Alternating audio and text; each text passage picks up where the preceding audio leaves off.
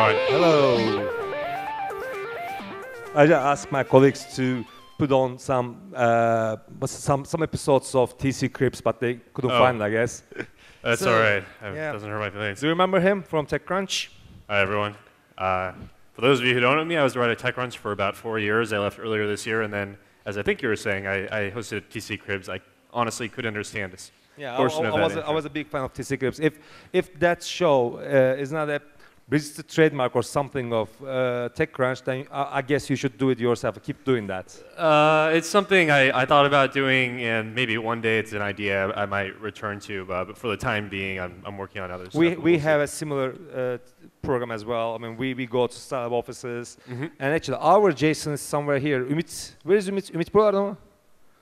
Yeah, our Jason is somewhere here. I'll introduce him to you. So, you've been covering startups for like how many years? For over 4 years. Yeah, 4.5. and you were covering them for like TechCrunch, the world's leading tech blog we're talking about. And you've been chatting and interviewing with many founders at TechCrunch Disrupt and many events. So I don't want to take it long because there are so many startups now, and you will be fireside chatting with them. But I want to know just a little bit. Just tell us that ecosystem, please. Like, what is it like? What are the main success factors? And like, just let us know. Sure. So I noticed that the title of my talk has something to do with like New York and San Francisco. And just to give some context, I lived in Silicon Valley in the San Francisco Bay Area for most of my life, and for the first 3 years or so while I was at TechCrunch, and then I moved to New York. So I have a decent sense of both of them. Silicon Valley is it's unparalleled in the sense that you're walking around, it feels like everyone's talking about startups. And to some degree that can be helpful because it helps you make connections with people that you might not otherwise. You just happen to bump into someone who might be working on a similar project or may know someone who is or something along those lines. But at the same time, one of the reasons I moved is because it's sort of, you can't get away from it. It's like tech everywhere. And that's sort of an exaggeration, but frequently I'd be at a restaurant or at a bar and you know, you'd hear people talking about their new startup, and sometimes you just like to, it's healthy, I think, to take a step back away from that. New York startup ecosystem, it's something that has been discussed a lot about how it has grown and matured. It still doesn't really come close to Silicon Valley in the terms of the concentration of entrepreneurs and engineers and investors, but it's certainly growing. And I think now that, so Google's had an office there for a while, Facebook opened an engineering office there this year, and as we see these large companies, eBay's there actively making acquisitions of startups, and what happens is these larger companies are going to make acquisitions, which is going to help entice more engineers to head toward New York as they graduate school. I mean, as far as whether or not, I know when it comes to people choosing where to do a startup, I don't think you have to do one in Silicon Valley to be successful. I think it helps to get started there, especially when it comes to raising funding and maybe meeting a fellow co-founder, but I think it's possible to relocate and then you can commute if you have to, that sort of thing. Like as long as I see, I think most of the e-commerce startups are based in New York now, and most of the like tech startups, more techie startups like Gadgets and stuff, they are based in San Francisco. Probably the reason is, I don't know, like what's the reason? So I've seen a few theories. As far as the commerce stuff goes, a lot of it has to do with the fact that like the businesses that make, say, the clothing or whatever it is that's being sold, oftentimes they're based in New York. And there's this is one of the reasons why New York can be a good place to start a company, is because tech is actually a minority there. You have several other industries that are dominant, and you can sort of play off of them. So you've got like fashion and the media world are really based there. So it does make sense in some ways to launch a startup there, just because you walk down the street if you want to have a meeting with one of these executives.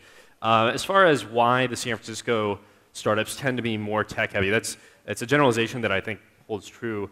I don't really know why. I think a lot of it stems from the fact that San Francisco and Silicon Valley have been obviously the established place to do these companies for a longer period of time, and so I think you've got people with more experience, I think, are out there, and also, for whatever reason, and this is kind of a nebulous thing, but the personalities that I think Silicon Valley attracts tend to be these really engineer-focused folks who tend to be really good at this kind of company. It's not to say that New York won't have some of these companies over time, but I think it just takes longer. It's more of a sign of a more mature startup ecosystem, I guess. But. So, like talking about startups from San Francisco and for like more like tech startups. Actually, we have a speaker from Chartbeat now. So do you think shall we just invite Tony here? Is Tony ready, guys? Arkadaşlar Tony burada mı? Hazır mı? I think he's upstairs. Tony, yeah. Tony, we are waiting for you here. So while we're talking about Silicon Valley startups, I think it would be good to have Tony on stage, and we can quickly talk a little bit with him, and then I'm gonna leave you the stage so you can fireside chat with him, and he's gonna have his own presentation anyway. So, like while he's walking down here, right. You left TechCrunch, and you're not interested with blogging anymore, I guess. Is that right? I'm not an employee anymore, or I'm sorry. So, are you planning to have your own startup or something? It's a good question. So, something I thought about doing for quite a while, and what I'm doing now, honestly, is I've been writing stuff that may well never see the light of day, and I've been doing some consulting and freelance stuff to pay the bills.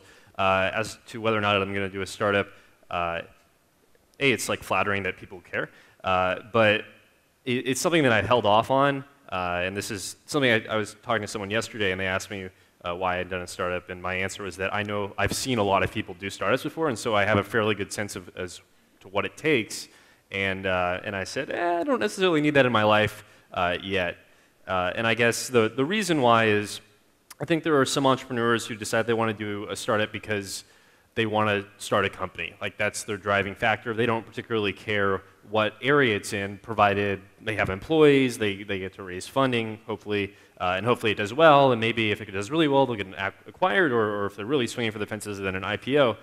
I think that's admirable, but I think it can also be a recipe after a couple years to be sort of miserable. Like even if you have a company that is successful, if you're not really into what you're like the area you're focused on, you're probably going to get burned out over time. So that's why I haven't done something yet. There isn't some idea that I said, I really have to do this, otherwise I'm going to go crazy. So I'm holding off. So like you have this know-how. I mean, you know how to be a founder because you talk to all of them. So you probably know. Maybe you know the stories. I know the stories. So you have a good network of people, good communication. So do you think these two are enough to start your own company? Do I think they're enough? I think they help. I don't think they're enough. I think the really hard parts are building a great team and making a product that people want to use, and then some of it's down to luck and timing.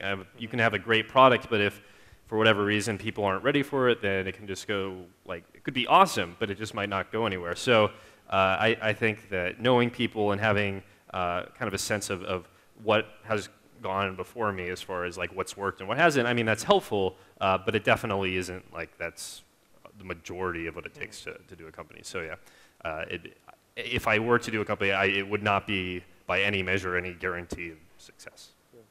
So yeah, thank you. Yeah.